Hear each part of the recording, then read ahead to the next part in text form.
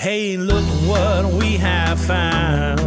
A big sound in a small town. Far away from the bright lights. They're making music every night. Discover what is all around. A big sound. A big sound. In a small town. Big sound, small town. A really big sound. Big sound, small town.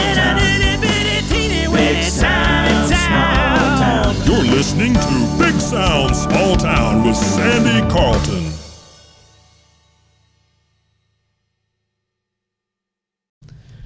Well, hey, Sandy. Thank you for having me. I'm Aron Goss, and I am getting ready for a 2023 through hike attempt of the Appalachian Trail. And my trail name right now is OG Hikes. Okay, well, let me ask you to explain what the Appalachian Trail is for my listeners that are usually picking guitars and stuff. Sure. So the Appalachian Trail is a continuous footpath that travels through 14 states. It starts in Springer Mountain, Georgia. That's the southern terminus. If you're hiking northbound, Nobo, which I plan to do. So that's south to north, right? South to north. Okay. Yes. And so some people do it the wrong way and they hike Sobo, and we make fun of those people. Oh, okay.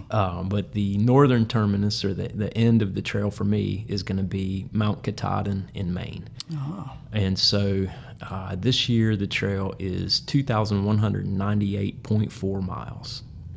So it varies from year to year? It does. So they have kind of reroutes sometimes for trail maintenance, and sure. And then they also have better measuring accuracy from year to year, and right. So it does kind of vary from year to year. Now, how long does this journey generally take people? So it generally takes between 4, kind of on the quicker side, up to 6 or 7 months. Just really depends, how many miles somebody wants to average. So we're talking a pretty good investment in time here. Yeah, for sure. So my goal or my hope is to complete it in 5 months. In 5 months. Yeah. And when will you be starting this venture? 2/23/23. Ah, that rings a bell. I mean, that just has that sound to it, It's got a good number. So that's what I went with. So what do? Just drive up to a trail in Springer Mountain, Georgia, and take off? Well, so you can. There's a couple different ways to do it. You can get a ride or drive, or have somebody drop you off at the trailhead there at close to Springer Mountain. But what most folks do is they'll go down to Amicalola Falls State Park, and that's where the approach trail starts. And so it's 8.8 miles from the approach trail to the terminus there at Springer Mountain. Whoa, wait now. You're going to hike 8 miles to get on the trail? Yeah, 8.8. 8.8. Wait, is that included in the mileage? It's not even included in the mileage. Man, you're kind of getting rooked on 9 miles. Yeah, and not only that, but the first mile is up stairs. I think it's like 798 steps straight up a waterfall. So that makes the steps at Crowder's Mountain seem kind of puny. Yeah, Crowder's Mountain is a good training hike. Yeah, for sure. I mean that's a good training hike. Yeah. Oh man, that's pretty tough right off the bat just to get on the trail. It sure is. So I'm planning to go down on Tuesday and check in there at the visitor center, and they'll give you a hang tag. If you go through like the leave no trace information, they'll tell you a little bit about how to be a good steward of the trail. Right. And then I'll get my hang tag, which is just a little ID. And this year they're a light purple color. And so that'll hang off my backpack and just kind of identify me as an AT through hiker. And then do you get priority on places with that? I wish you did. It really doesn't. It really doesn't. It just kind of still first come, first serve. Yeah, it just kind of makes you stand out. And that way people kind of, they look and they know, like, oh, hey, he's a through hiker. Sure. Yeah. Stay away from him because he stinks. For sure. Yeah. So how long have you prepared for this, and how have you prepared? Well, so I kind of made the decision to do this back in June, and so kind of let the family know, got support from them first. That was the most important part, and then started acquiring gear because everything that I had was old. It was old and heavy and outdated. My backpacking days were back in the 90s. Sure. And so everything's changed. So I guess we have to let everybody know that you carry everything with you that you need on the trail. I mean, that's your house. You carry your house with you for 5 months. Exactly, yeah. And it's got to be, so it's got to be light. Sure. You know, you're going up and down mountains the whole way, tons of elevation gain. So, you definitely want to adjust and, keep it as light as you possibly can. So yeah, I started by acquiring gear, and that took a while. And I've been trying to prepare physically and mentally as well. And so physically, I've been doing, a lot of hiking because nothing really replicates hiking like hiking. True. And then I've been doing a lot of strength training and riding the Peloton. Oh, yeah. Well, that's a lot of work being put in. Let's talk food. I know people are wondering, so how you eat? Yeah. What do you do along the way? I mean, It's funny because people have said, like, well, so are you bringing all the food that you need? Like, well, how could you possibly bring 5 months worth of food on your back? Yeah, I mean, people wonder that. Yeah. But yeah, so I think one of the beautiful things about the Appalachian Trail is that there are a number of towns and that you can stop at and resupply. So the typical carry is about anywhere from 3 to 5 days. And then you'll have pretty close access to a town where you can resupply. And so typical foods that people use are some of the freeze-dried stuff. Nor side, rice sides are very common. So I've got a cook stove and a pot, and so boiling a lot of water and rehydrating food. While we're talking about water, now where are you going to get that? So for sure. So water is definitely plentiful along the trail as well, and so I have a water filter. It's a Catadine B free, and so you just scoop up the water just out of a stream or out of a spring or a pipe, and attach the filter and then squeeze it into my water bottles. No way, you don't get sick? No, it filters out all the protozoa, giardia, all the bad stuff. Oh, that's good. That's good. Yeah. So, you got a stove that you carry? So my stove and my pot weigh 6.1 ounces. What? Not 6 pounds? 6.1 ounces. Wow. Then what do you stay in along the way?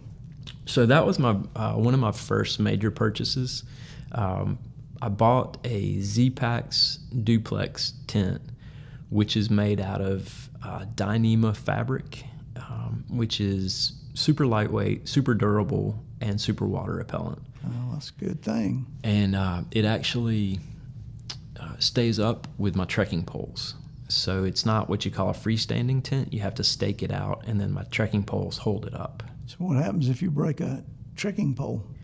Well, you could use a stick. You could use a stick, or you could kind of guide out with lines to trees until you got into town and got something worked out.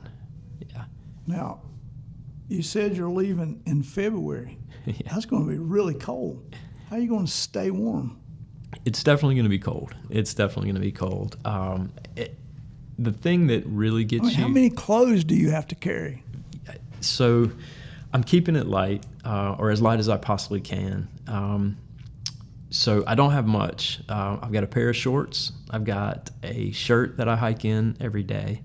I've got a fleece mid-layer. I've got a puffy jacket that I'll put on when I stop hiking, when I stop moving. Right. And then, of course, I've got a rain jacket. And then I've got 3 pairs of socks, 2 that I'll hike in, that'll rotate, and then 1 pair that just always stays dry that I'll sleep in. And speaking of sleeping in, I also have a pair of base layers that'll be my sleeping clothes, and so they'll always be dry as well. And then what will you sleep in and on the ground? That hurts. Yeah. Yeah. So I've got a sleeping pad. It's made by Thermarest, weighs 12 ounces, and it's got an R value of 4.2. So what that means? What does that mean? Yeah. So what that means is it gives you insulation from the ground. So it helps to keep you warm. Okay. And then on top of me, I'll have a quilt. And so Quilt, those things weigh like 80 pounds, man. My grandmother's got a ton of those things. That's a heavy thing to carry. I think it's going light. So not the type of quilt that your grandma knits. Okay. No, this is a down quilt, and it weighs 27 ounces. You can tell I know the weight of everything. I can tell. Weight. I'm beginning to realize, talking with you, that weight is a big deal. Weight is a big deal. But so this quilt is rated as a 10-degree quilt, and you can. Does that mean it'll keep you warm down to 10 degrees? Comfortable down to 10 degrees. Maybe not exactly warm. Okay. But part of my sleep system is incorporating the base layers that I'll be wearing. Sure. And then, if I really get cold, I can put on my puffy jacket. Yeah. I'll wear a fleece beanie. Yeah. And so, if I get really cold, I can layer up with the clothes that I have as well. So let's go on another thing that I'm sure people are just wondering. What keeps a bear from eating you on the trail?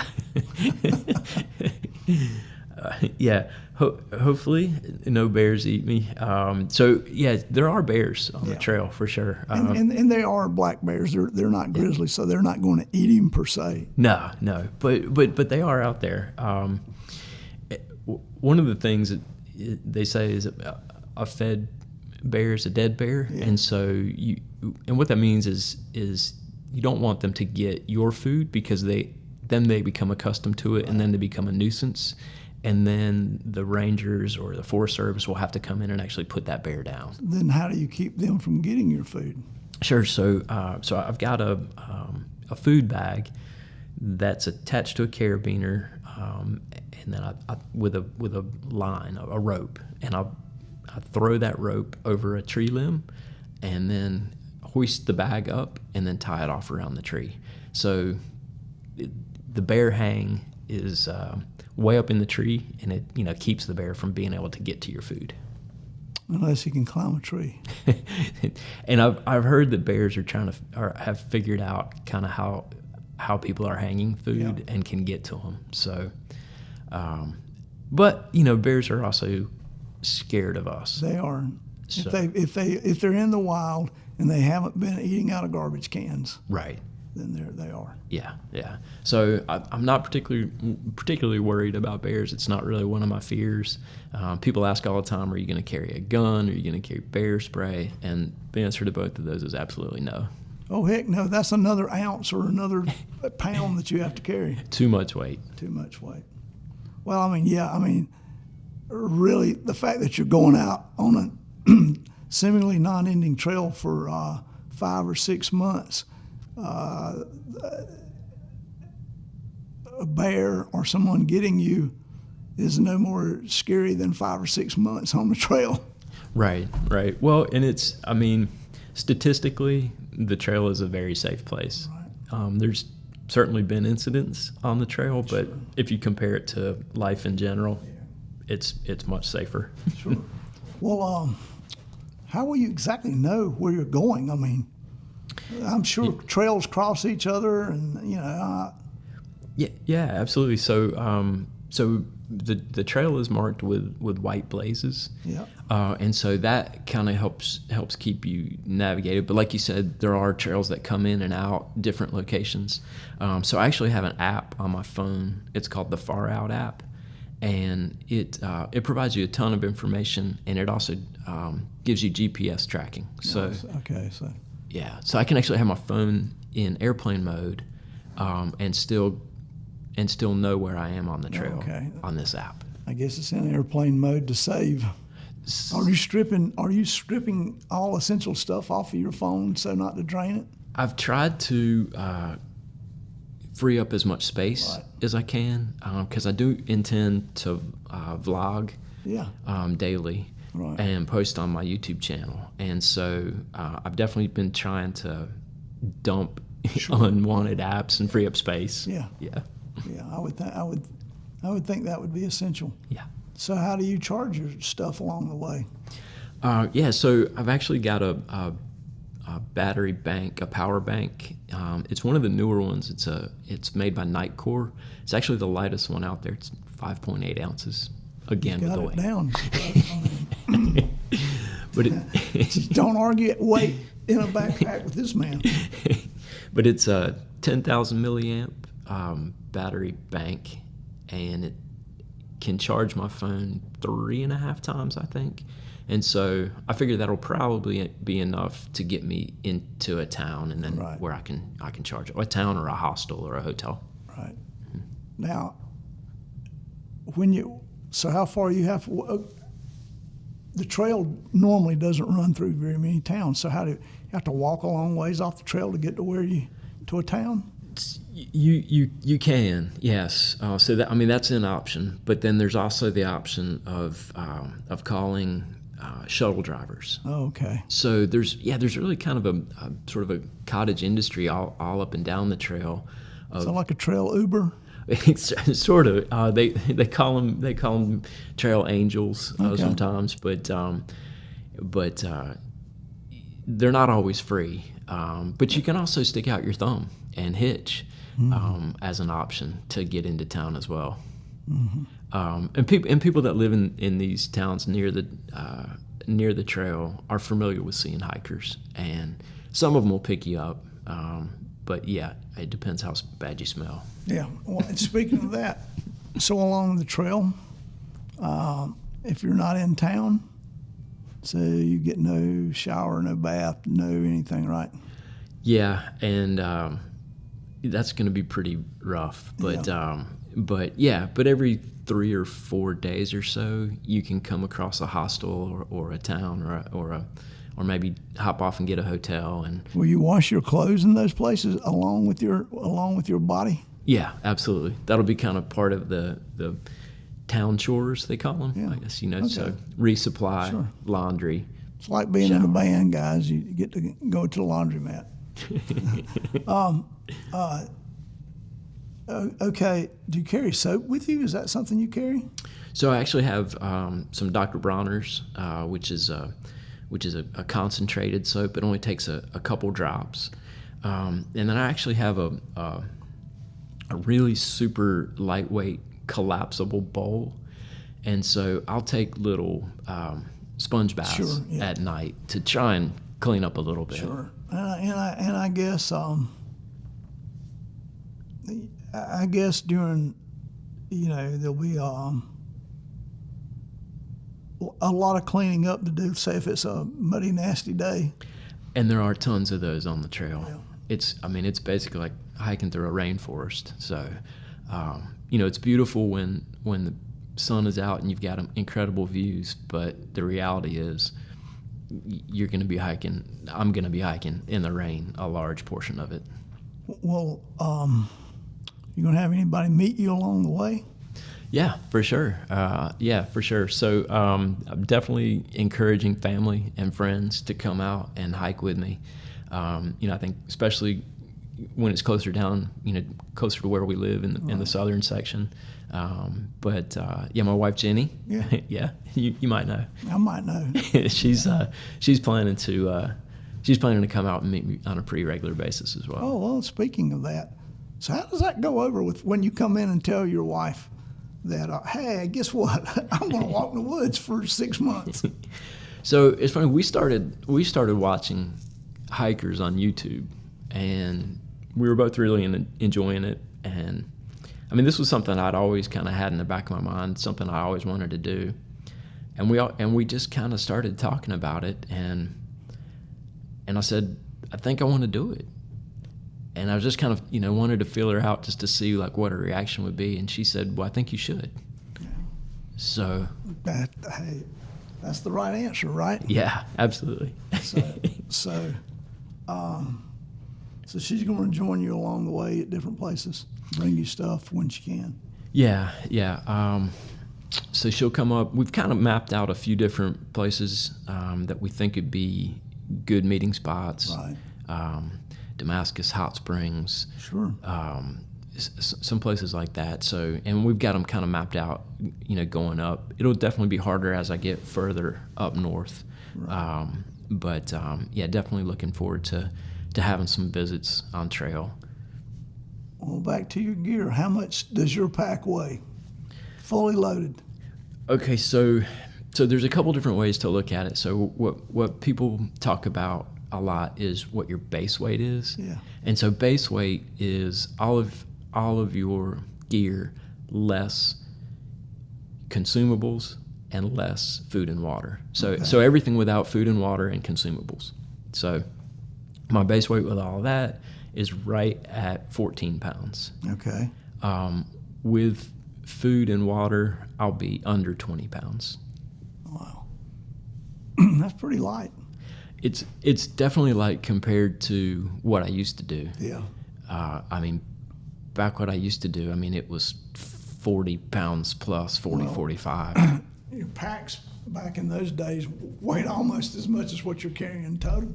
Yeah, for sure. And the stove I used to have, the water filter I used to have, the sleeping bag I used to, all of it was so heavy. The tent I have now only weighs 19 ounces. Wow. So 20 pounds is pretty light, really, when you think about it. And I'm sure, let's go to, so where do you hike these things in? What kind of shoes do you wear? Yeah, so most people, the majority of people use trail runners. So you would think like boots, right? That's what we used to do. Sure. And that's what people kind of think about. But boots are heavy, and when they get wet, they don't dry out. Right. And so trail runners are basically just jacked up sneakers. Sure. They've got good soles, they've got good traction, and they've got good cushioning in them. Yeah. But they're lightweight, they dry quickly, and they're just way more comfortable. Now, probably as you go along, I guess, the mileage that you hike a day, mm-hmm. Is there an average that you're going to shoot for, or is there today I walk as far as I feel like, and tomorrow I walk as far as I feel like, and today I don't feel like walking? I think there's going to be a little bit of both, to be honest. So to start out, I don't want to. I'm going to be kind of hiking myself into shape a little bit as well. I'm in a decent shape starting out, but nothing prepares you for hiking every day like hiking every day. It's like football shape or soccer shape. You have to actually do the stuff, no matter what kind of shape you're in, to adjust to doing it. 100%, yeah, absolutely. But so when I start out, I'll be looking probably anywhere from 10 to 15 mile days, probably closer towards 10, at the beginning. But then as I get going, I'll need to average about 15 miles a day in order to hit my 5-month goal. Right. But so some of those will mean some 20 mile days. Exactly, because if the average is 15, and some days I may be in town and do 0 miles. Right. So some of those days will definitely. And some of those days, if it's hard raining or something, it might be a 5 mile day. Right, exactly. And so yeah, you definitely have to hike in the rain because it does rain a lot. Yeah. But like you say, there are some times where you're just like, yeah, no, I'm not doing it today, and my body needs a break, and I'm gonna rest. That's an everyday deal, which I don't think people even get weekends for their jobs. So right. Right. So it's now, is there a way for people to keep track of this? So you say you're putting out daily updates and stuff. So how can they follow along? Yeah, so I plan to vlog daily. Hopefully I'll be able to keep that up. I'm going to keep them kind of short. So my vlogs will be posted on my YouTube channel. And you can find my YouTube channel just by searching for my name, Aron Goss. It's also under OG Hikes. But yeah, so I'll be posting daily vlogs on my YouTube channel. And basically I'm just going to be showing kind of what it's like, you know, the good, the bad, and the ugly. I'm going to try and keep them relatively short, you know, maybe 4 to 7 minutes. Sure. I mean, I think that's good. Yeah. Yeah. But, you know, want to show people the good stuff, the views, but then also maybe some camp life, what I'm cooking, Sure. Those types of things. Yeah. I mean, there's plenty of information there to share. It's not like, and one of the things I have learned is real long, it's hard to keep people interested. Right. You know, during the pandemic, and I had this podcast, I could get people to listen to a whole hour and a half stuff because they had nothing to do but sit at home. Right. You know, now that COVID's passed and everybody's back, you know, I've had to cut these things almost in half. Well, I don't know if the podcast is like YouTube, but you can check the analytics and you can kind of see like what the average length that people are viewing. I can find out if they start, if they finish, right, if they drink coffee during the time they're listening, or if they're drinking liquor. You know, right. I mean, I can. You know, the analytics are. I can tell you, they're male or female. I can tell you if they're married. I mean, it's ridiculous, the analytics that come. Yeah. What country they're in, what state they're in. It's kind of creepy, really. It's really creepy. It's, the only thing I don't know is their names, but outside of that, I pretty well have an idea of who your audience is. I do. Mm-hmm. And how long they'll listen, and I tailor it around that. So what else that we need to know about this trip that we're leaving out? Yeah, I mean, you've asked me great questions, and they're the questions that I've been, getting the most, really. I guess the only one that you hadn't really asked was sort of like, why are you doing this? And I mean, I think. Does there have to be a why? No. I mean, I want to. Is that not good enough? I mean, yeah. No. And. I mean, are you? Okay, let's break this down. Sure. We'll do like people do sometimes on my show. So, are you searching for something spiritually? Are you finding yourself? Is this a midlife crisis? None of those. None of those. It's just because I want to. Yeah. I mean, that's reason enough, you know. And obviously you have the availability to do it now. Right. As opposed to, there's a lot of things that I would like to do, but it's just not available to me at the time. Right. I'd like to take this podcast on a cruise with everybody, but that's just not available to me at the moment. But stay tuned. Big Sound Small Town Cruise may be happening. That'd be a fun one. Sign me up. Yeah. So, is there a drink package included with that? Of course. And, we'll cruise down the Broad River. Maybe somewhere a little more exotic. Oh, gee. So,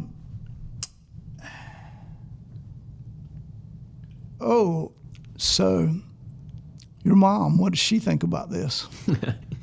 So, yeah, my mom's a worrier. She's been a worrier all her life. And so she's worried. Yeah. She told me she was worried about that you would get lost. She worries about everything, and she'll ask me questions, and I'll reassure her, and I'll give her answers, and then she says, "Okay, well, it sounds like you really got this thought out, and you know what you're doing." I'm like, yes, I do. She's also worried because I get her groceries every couple weeks. Yeah, and now your wife has to get them. She's worried that Jenny won't be able to get them. Not only that, I can see it being farmed off on your father-in-law. It could possibly. I mean, I'm aware that. Or vet duties. Or, I think. Yeah, I mean, I think that. I know your father-in-law, and he's like, oh man, yeah, I'll do it. Yeah. I mean, he'll do it. Yeah. Well, luckily he's a pretty good dude. Yeah, he can be sometimes, but. And I also heard he supports you 100%. Now, I don't know if there's any truth in that because everybody has a different story about him, so you don't know if there's any truth to that or not. You don't know if there's any truth to any of that stuff he says. So. True. So, but I did understand that he supports you 100%. Yeah, I think the family does, and that's definitely going to make it. It's going to improve my chances of being successful, or getting. Well, one of the good parts of it is you are doing it. You are starting it during there's nothing going on during this time. You're getting through the Super Bowl. Right. You've gotten through everything. When you come back, it'll just start back up good again. Right. I feel like it's a good window. It is a good window of opportunity to do it, and so that was one of the main things. I don't want to miss out on any kind of big, major, life happenings that'll be going on with my family, and so that was part of the reasoning for the timing as well. Realistically, it kind of financially, made sense. Yeah, it definitely it worked. It worked fine. And I will tell you, from a personal standpoint, I know Aron Goss really well personally, and I know that he's pretty much sacrificed his whole group of interests for that of his family, for as long as I've known him. He's put his family first. So for any of you people thinking that this is kind of a greedy thing, you can just step off. Well, I appreciate that. Yeah. I feel like it's kind of a chance for me to do something for me. But at the same time, I feel like everybody's in a good enough position where they'll be okay without me for a few months too. That is what you're supposed to do with your family and your life, is have things squared to where it will operate fairly well without you. Yeah. So I'd say that's probably a success. Surely I am missing something along the way. What else we need to know?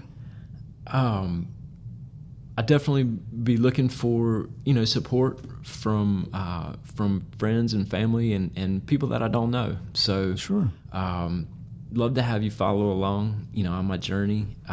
Send me a wish of good luck. Yeah. Trying to keep my spirits up, because I know there's going to be hard days. Yeah, I mean, it's hard. Life can be hard on just. This is a beautiful winter day. But life can be hard on a day like today. So I mean, Yeah, I mean, hiking on a beautiful sunny day where the views are magnificent. Those are the easy ones. Sure, both of them. Yeah, yeah, right. So yeah. But when you're muddy and tired and it's raining and sure. That's when it's. And you've been by yourself for like 4 or 5 days. Yeah. Yeah. Well, and you mentioned by yourself, so I mean that is one aspect. I am leaving by myself to do this hike, but the AT is a very social trail, right? And so there's tons of people that hike it. Sure. And so I'll meet people along the way. Oh yeah. Well, I mean, a lot of the places that you spend the night are, I wouldn't say communal, but a lot of people share those sites.